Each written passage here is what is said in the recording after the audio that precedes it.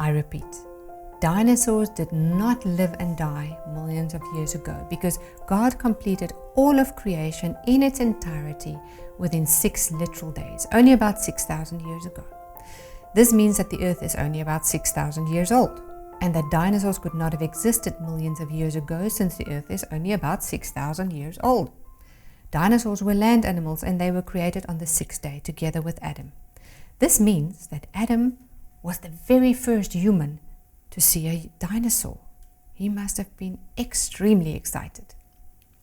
Dinosaurs did not evolve into birds. Firstly, because it is completely impossible, and secondly, because the flying creatures, such as birds, were created one day earlier than the land animals, which included dinosaurs.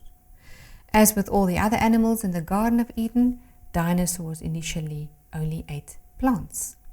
Copper engravings dating back to the 1400s can be seen in the Carlisle Cathedral in the UK, and they are so clear that you would easily be able to recognize dinosaurs, depicted together with animals such as a fish, a dog, a pig, a bird, and other familiar animals.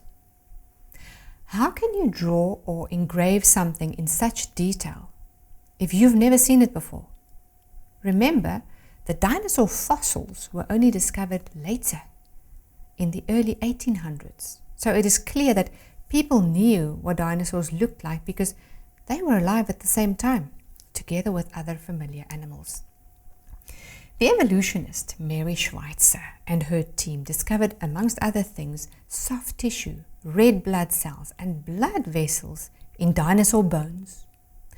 This caused quite a stir in their laboratory, and she even admitted that she couldn't believe it until they repeated the experiment 17 times. Why were they so surprised? Well, based on known laws of physics and chemistry, the soft tissue could not have remained intact, soft, and stretchy for 65 million years.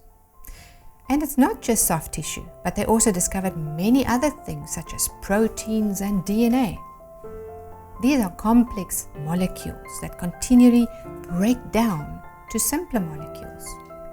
The determined measurable rate of decomposition of certain proteins agrees with an age of about 4,500 years since the flood, but most certainly not with millions of years.